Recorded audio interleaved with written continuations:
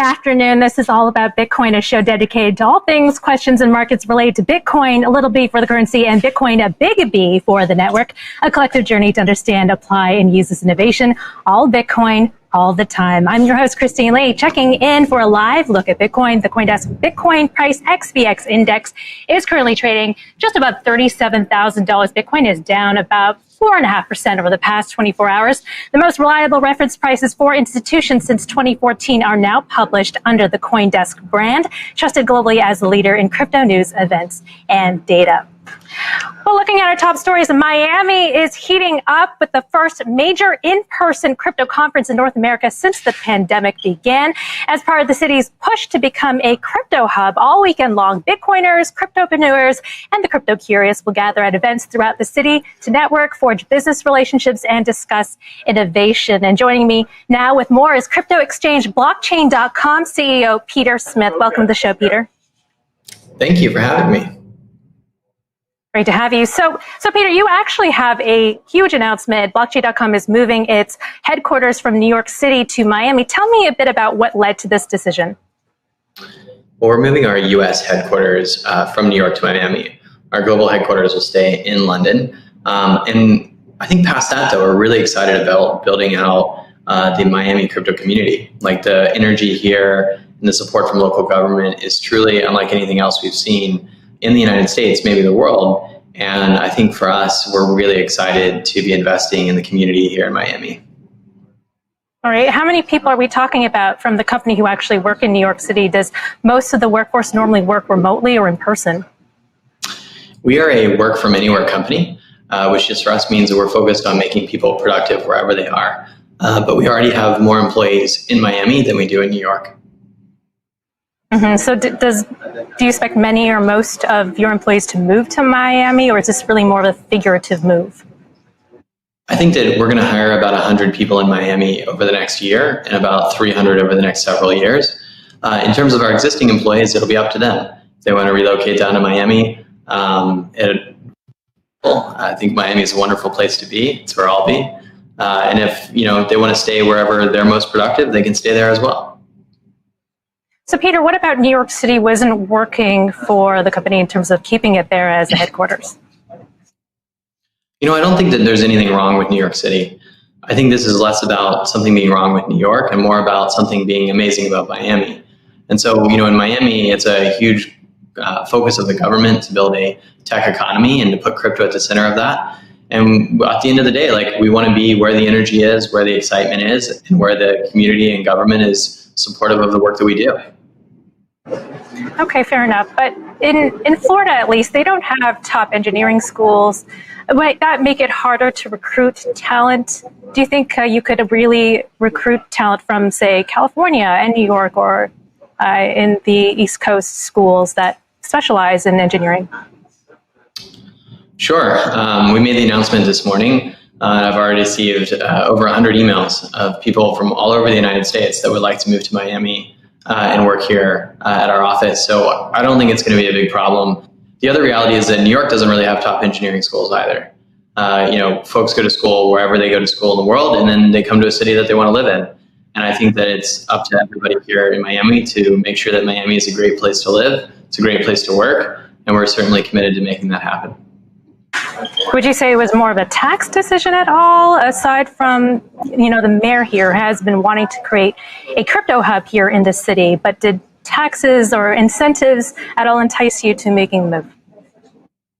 We didn't take any incentives from Miami or from Miami-Dade County, and it certainly wasn't a tax-based move. It won't, reduce or increase our tax liabilities. This was about wanting to be part of a community that's excited to build together.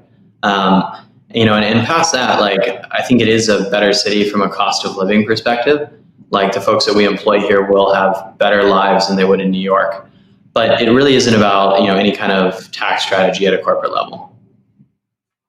Mm-hmm. What would entice you to, say, relocate back and return to New York City? Well, I think we're committed to Miami for the long term. And so there isn't, really any going back to New York City at this point. But look, I think we'll open a lot of offices all over the world over the next 5 to 10 years. And we're going to open those offices in cities where the city and the city's leadership is excited about building crypto and about building, the entire crypto economy and industry. All right. Peter, thanks for joining me this afternoon. Appreciate you coming on, and congratulations on the move. Good luck. Thank you so much. All right. That was blockchain.com CEO Peter Smith. The chart of the day is brought to you by Crypto.com, the world's fastest growing crypto app. Bitcoin falling Friday after Tesla CEO Elon Musk put out a cryptic tweet hinting at a breakup with the largest cryptocurrency. Musk tweeted a broken heart, #Bitcoin, and a picture showing a couple in the midst of a breakup during Asian trading hours. The crypto community took it as a sign of the billionaire distancing himself from Bitcoin, leading a price decline. Bitcoin initially fell nearly 7%, reversing Thursday's rally. Other cryptocurrencies, including Ether, Cardano, and Doge, followed suit, suffering relatively bigger losses.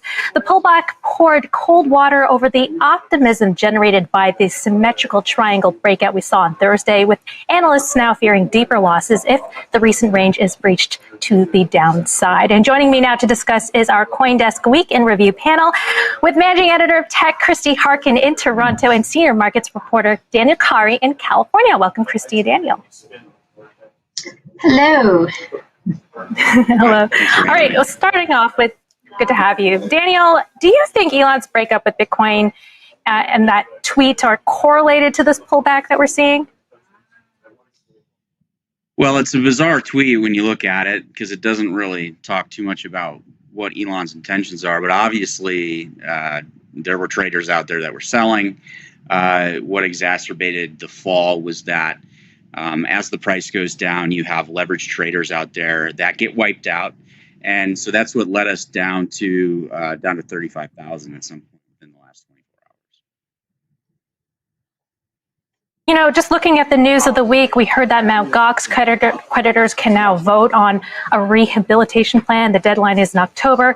The Office of the Comptroller of the Currency is also looking to create an overall strategy for digital assets.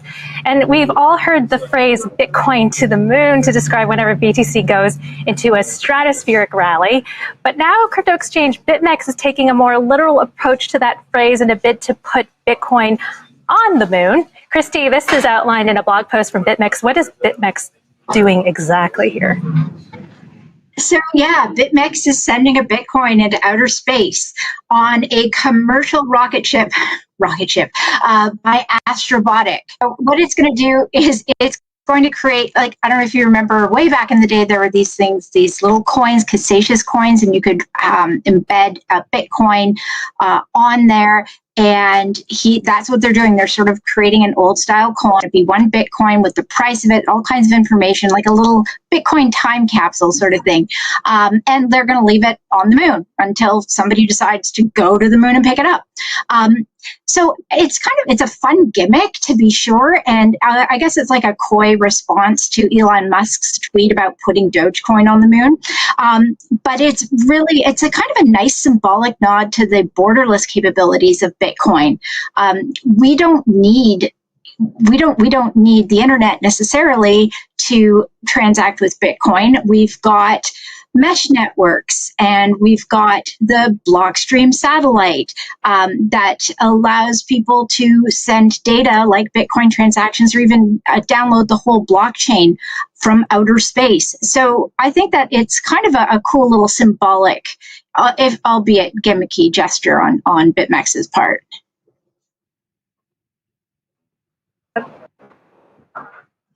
That's pretty cool.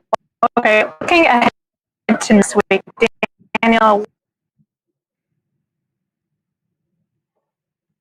what's your forecast for Bitcoin next week? We've been in this 30 to 40,000 trading range. We saw a possible breakout on Thursday, but now looks like it's not going to be a rally anytime soon.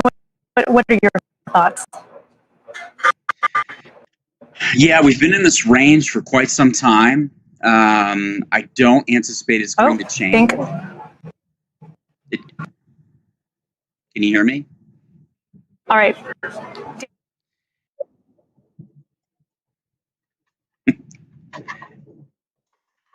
Okay, great. I think that Miami is having an impact a little bit. It seems like a lot of analysts are busy focused on the conference, one of the first conferences for the first time. Going into the weekend, with such negative news that happened over the last 24 hours, it just feels like Bitcoin's just going to trade in a range. We're not going to see a whole lot, although you always have to watch out for Asian trading hours, which, sort of crop up Eastern time at night on Sundays. So that's something to watch out for.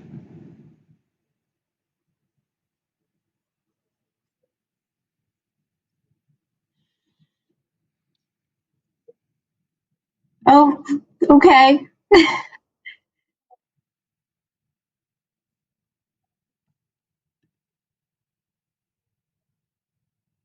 Oh, it seems that we've lost Christine. So I think we're getting word that we are ending it for today, and hopefully she is going to have a great time in Miami, and I think we'll be hearing more about it next week. So thanks, Dan, and thanks, team, and we'll see you all next week.